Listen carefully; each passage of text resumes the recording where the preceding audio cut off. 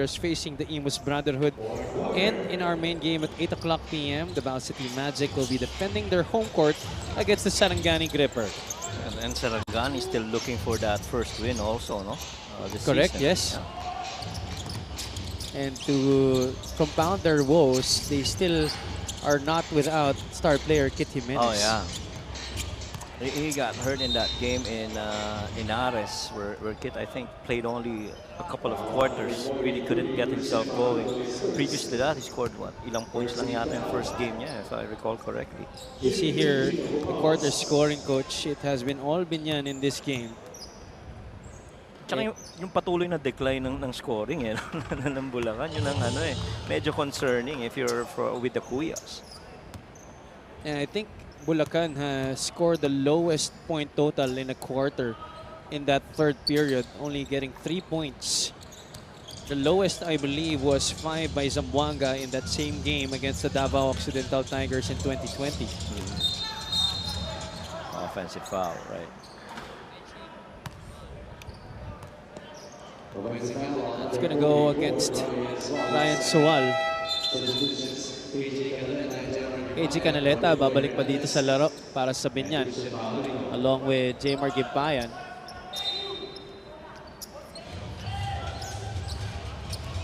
Espiritu, Sumido, Jumawa, Celso, and Marte Hill, the 5 on the floor for the Kuyas. They are playing in this game without leading scorer or De Leon.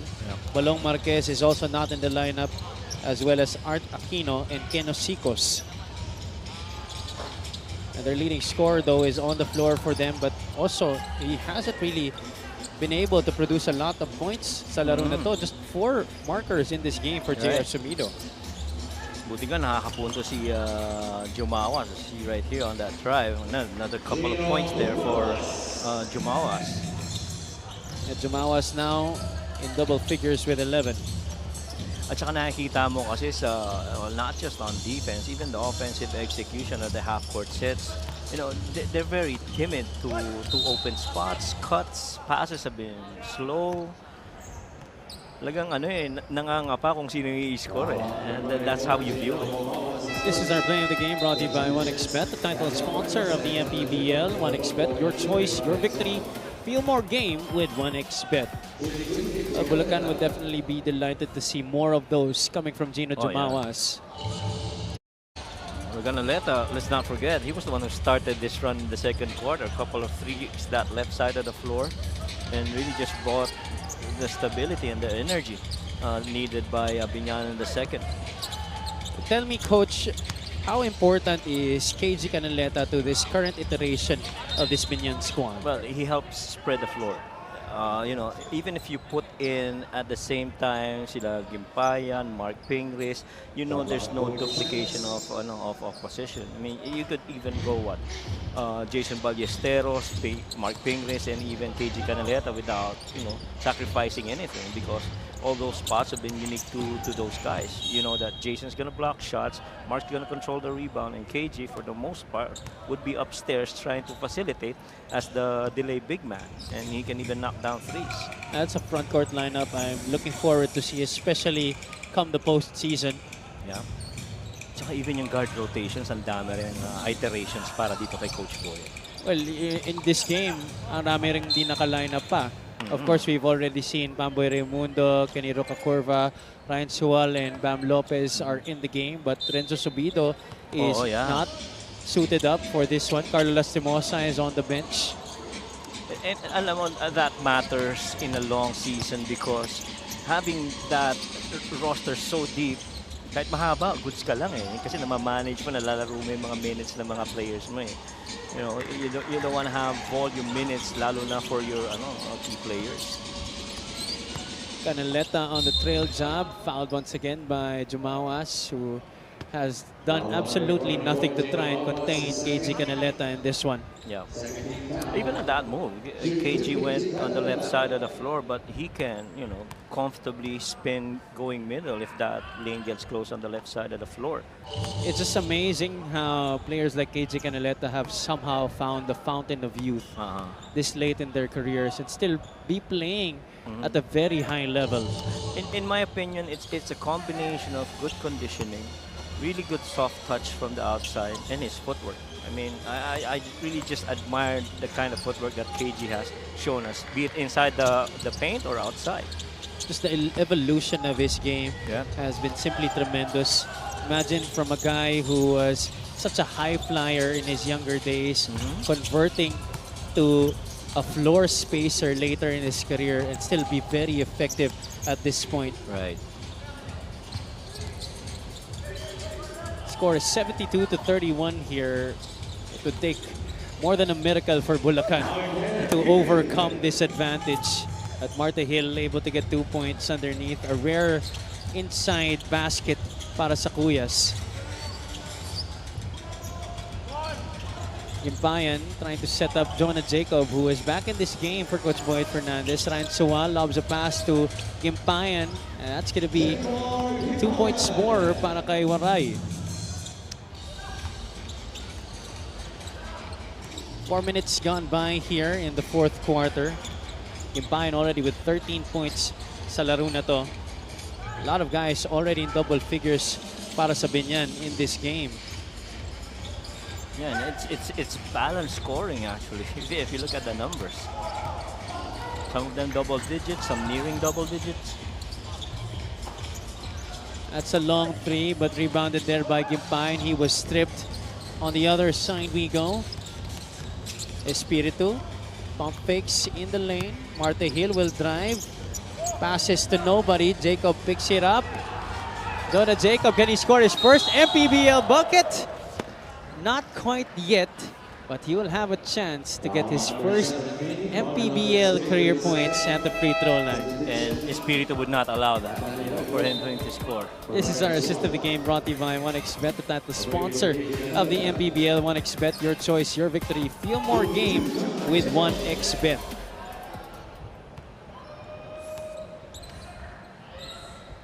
Jonah Jacob,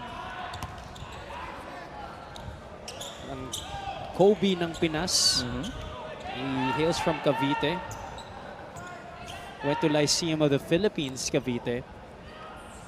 And this is his first stint with BIÑAN here in the MPBL, his first pro stint.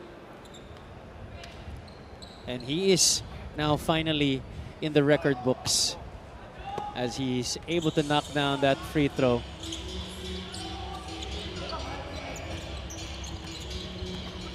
(75-33). We're now approaching the halfway point of quarter number 4. BIÑAN will be playing Sarangani, Pasig, and Basilan next, while Bulacan has Bataan, Sarangani, and Nueva Ecija on their schedule. At Anyo Nuevo nagbalik na sa laro para kay Coach Boyd Fernandez. Suwal, that's his range. Short on the 3. And he's always in range. He is. I don't think he's ever seen a bad shot. Oh, yeah. He's the type of guy that will attempt from anywhere, even near the logo. At saka yung mechanics ng tira niya, Ganda. it's very stable. It's not forced. The backspin is nice. Saka nakikita mo na galing rin sa base niya, right. yung power. And this guy right here has been pretty much pressured to get points para dito sa Bulacan, and it's tough. You don't have your other guys helping you out. He's really struggled in this game. 2 out of 18 from the field. That's just 11% from the field. Right. For a guy that has been averaging 16.1 points per game this season. Layo, and diba? 39.5% from the field. Napakalayo. Suwal gets it to Bam Lopez. Jumawas is defending. Gimpayan with the screen. Lopez will take it from downtown. That's an air ball. Nice hustle from Jacob. Kaya lang tumapak siya sa baseline. Yeah, and again, Jonah Jacob just shows you na you have to have effort on the floor. He went out there and tried to chase that rebound. And you love that in guys that try and get some playing time.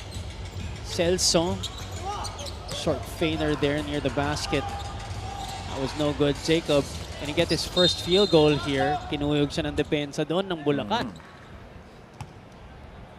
And right there, Jonah Jacob was trying to split that defense right through the middle. And imagine if he got past that, that would have been Gimpayan on the left side or him finishing right off the middle. Oh, both teams struggling to shoot in this quarter. Only 7 points each para sa parehong koponan. Production has slowed down for both. Lopez all alone near the basket. Napapakamot na lang si Gian Sumido dito sa harapan natin. Yung mga knockout play na tinatawag, di ba, sa mga laro. Nakaw pa ba tawag doon? Langaw ata tawag doon eh. Kasi walang tao Walang tao sa loob. Di na yata nakaw yun, coach eh. Oo nga. Here we go. Lopez forward, Jacob! Finally, his first MPBL field goal. And he did that with effort, you know. He wasn't just standing around in one spot, you know. He waited for what the play was gonna happen. It evolved that Bam got that steal, and you gotta run the lanes as part of your fast breaks, which he did, and you gotta finish, which he also did. Really good job by Jonah Jacob right there. In fairness to him, he really has been trying to follow the system sa laro na to. He's featured here in our Assist of the Game, brought to you by 1xBet, the title sponsor of the MPBL. 1xBet, your choice, your victory. Feel more game with 1xBet. Of course, that pass coming from Bam Lopez on the break. Yeah.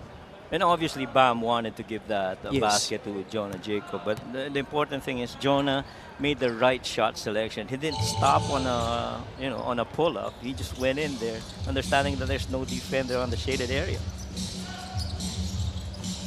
79-37. It's been a slow fourth quarter para sa parehong koponan. Lopez facing up against Celso. He was given space.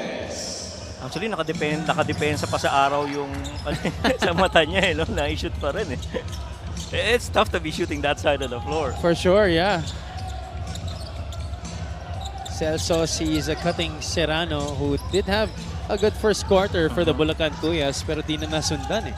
Yeah. He was part of the reason why the Kuyas were only down by a point at the end of the first 10 minutes.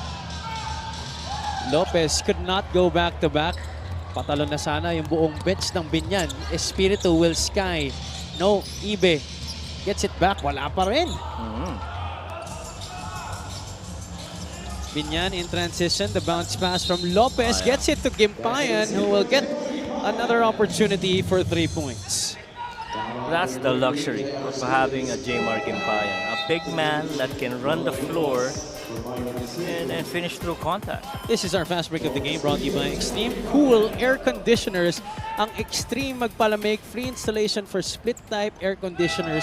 Pwede ba tayong padala ng ganyan ngayon? Ay, pwede. Ngayon na baka mo? Free installation free yan. installation naman eh. Pwede yan. Could really use that cool air right now.